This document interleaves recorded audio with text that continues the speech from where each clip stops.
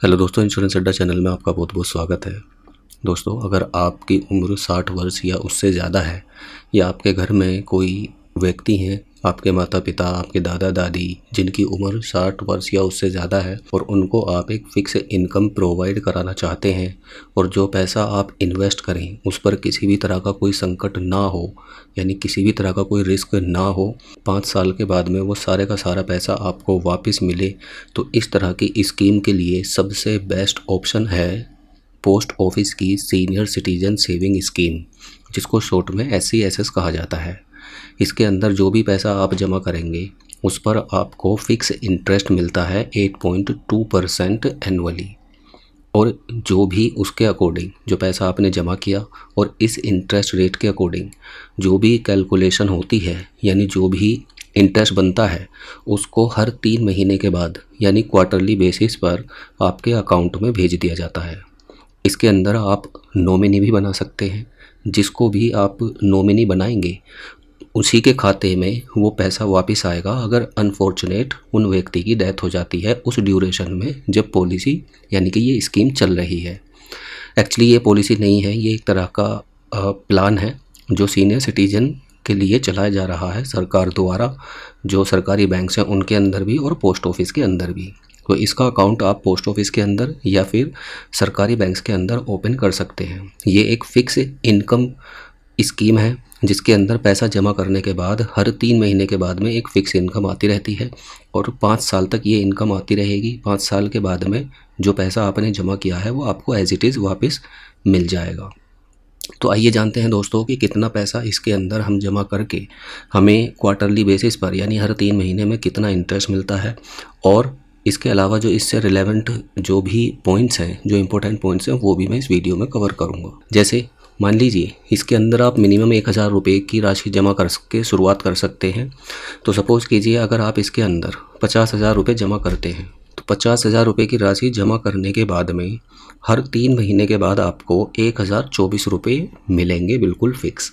ठीक है, तो टोटल जो इंटरेस्ट आपको 50,000 रुपये के अगेंस्ट मिलेगा वो 20,500 रुपये का होगा 1024 रुपये के अकॉर्डिंग, यानी 60 महीनों में। अब ये जो भी अमाउंट है ये इस बात पर डिपेंड करेगा कि आपने कितना पैसा इन्वेस्ट किया है। मान लीजिए आप इसके अंदर 1 लाख रुपये की राशि जमा कर देते हैं, तो 1 लाख रुपये जमा करने के बाद में 2,049 रुपये हर 3 महीने के बाद में आपके अकाउंट में क्रेडिट होते रहेंगे अगले 5 साल तक, और टोटल जो इंटरेस्ट आपको मिलेगा वो 41,000 रुपये का होगा।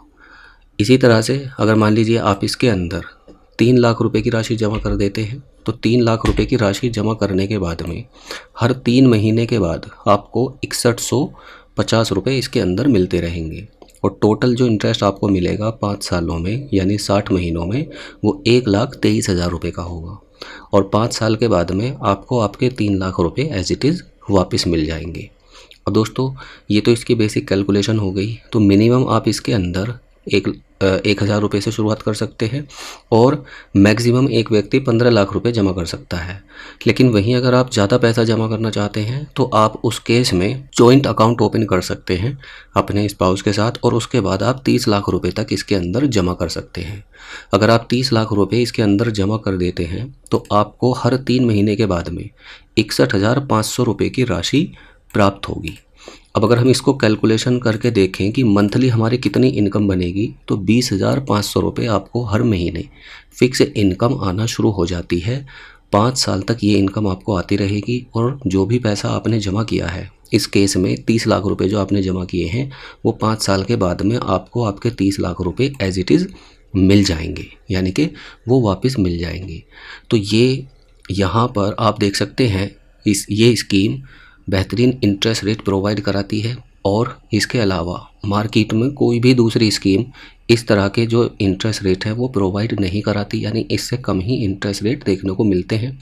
हालांकि म्यूचुअल फंड के अंदर आपको इससे ज़्यादा इंटरेस्ट रेट देखने को मिल जाते हैं, लेकिन वहाँ पर मार्केट की वॉलेटिलिटी के अकॉर्डिंग हमारे पैसे पर रिस्क भी बना होता है। जो पैसा आप जमा करते हैं हो सकता है कि कुछ समय के बाद में 1 साल बाद या 3 साल बाद जो हमारा प्रिंसिपल अमाउंट है उस पर अगर मार्केट में गिरावट आती है तो हमारा पैसा भी कम हो जाएगा उसी रेशो में। लेकिन यहाँ पर जो पैसा आप जमा करेंगे उस पर किसी भी तरह का कोई रिस्क इन्वॉल्व नहीं होता। अब इससे जो रेलेवेंट क्वेश्चंस हैं दोस्तों उनको भी एक बार समझ लेते हैं। जैसा मैंने बताया है, कोई भी देश का नागरिक इस अकाउंट को ओपन कर सकता है जिसकी उम्र 60 वर्ष या उससे ज़्यादा है।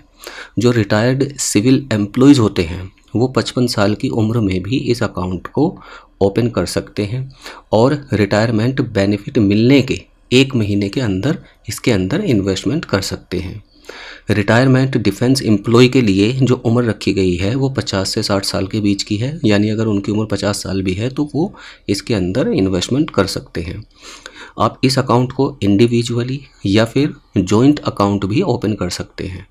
जो भी जब आप जॉइंट अकाउंट ओपन करेंगे तो जो उस अकाउंट का मेन होल्डर होगा, यानी जो फर्स्ट अकाउंट होल्डर होगा, उसकी जो टोटल जो पैसा है वो उसी का माना जाएगा, यानी कि उसी होल्डर का टोटल होल्ड उस मनी पर या उस पैसे पर होगा। मिनिमम इसके अंदर जैसे मैंने बताया है 1000 रुपये आप जमा कर सकते हैं और मैक्सिमम आप 30 लाख रुपए तक जमा कर सकते हैं अगर आप जॉइंट अकाउंट ओपन कर लेते हैं। ठीक है, अगर आप चाहें तो आप इस स्कीम को एक्सटेंड भी कर सकते हैं। मान लीजिए 5 साल पूरे हो गए और आपको ये स्कीम अच्छी लग रही है तो आप इस स्कीम को अगले 3 साल के लिए एक्सटेंड भी कर सकते हैं। जो भी पैसा आप इसके अंदर जमा करते हैं उसे आप टैक्स की धारा 80C के तहत छूट के दायरे में भी ले सकते हैं। इसके अलावा इसके अंदर जो इंटरेस्ट रेट है वो दोस्तों क्वार्टरली बेसिस पर दिया जाता है और क्वार्टरली बेसिस पर ही जो इंटरेस्ट रेट है वो चेंज होता रहता है। नॉर्मली नाम मात्र को ही इसके अंदर चेंजेस होते हैं और जो हमारा पैसा जमा करने के बाद में इस स्कीम के अंदर जो हमें क्वार्टरली बेसिस पर पैसा मिलता है वो 31 मार्च को, 30 जून को, 30 सितंबर को और 31 दिसंबर को इस तरह से हमारे अकाउंट में पैसा क्रेडिट किया जाता है। इसके अलावा जो इसके अंदर जब आप इसके अंदर पैसा जमा करते हैं, मान लीजिए आपको जो मिलने वाली इंटरेस्ट वाली राशि है वो 50,000 रुपये से अधिक हो जाती है तो फिर इसके अंदर TDS डिडक्ट होता है। अगर आप TDS से बचना चाहते हैं तो आप 15G या 15H जो फॉर्म होते हैं उनको जमा करके इंटरेस्ट यानी कि TDS से बच सकते हैं। जैसे ही दोस्तों 5 साल पूरे हो जाते हैं तो 5 साल के बाद में आपका जो अकाउंट है वो क्लोज़ हो जाता है। अब एक बात और भी आती है कि सपोज़ कीजिए हमने इसके अंदर पैसा जमा कर दिया और पैसा जमा करने के बाद में हमें स्कीम अच्छी नहीं लगी या हमें अनफॉर्चुनेट पैसे की ज़रूरत पड़ गई, तो उस केस में अगर हम पैसा निकाल लेते हैं तो फिर दोस्तों उसमें डिडक्शन लगता है। अगर आप 1 साल के अंदर अंदर पैसा निकाल लेते हैं तो फिर कोई भी इंटरेस्ट पेबल नहीं होता। अगर आप 1 साल से लेकर 2 साल के बीच में अकाउंट ओपन करने के बाद में पैसा निकालते हैं तो 1.5% का जो डिडक्शन है वो होगा जो भी आपने प्रिंसिपल अमाउंट जमा किया है। और 2 साल के बाद में और 5 साल तक आप कभी भी अगर अपने पैसे को निकाल लेते हैं तो 1% का चार्ज लगता है डिडक्शन के रूप में। लेकिन 5 साल पूरे होने के बाद में अगर आप अपने पैसे को निकालेंगे तो किसी भी तरह का कोई डिडक्शन नहीं होगा और जो पैसा आपने जमा किया है वही पैसा आपको दोस्तों एज इट इज़ वापस मिल जाता है। तो ये थे दोस्तों इससे जुड़े हुए सारे इम्पोर्टेंट पॉइंट्स। इससे रिलेवेंट अगर आपका कोई क्वेश्चन हो या क्वेरी हो तो नीचे कमेंट करके आप पूछ सकते हैं, मैं उसका जवाब आपको ज़रूर दूंगा। धन्यवाद।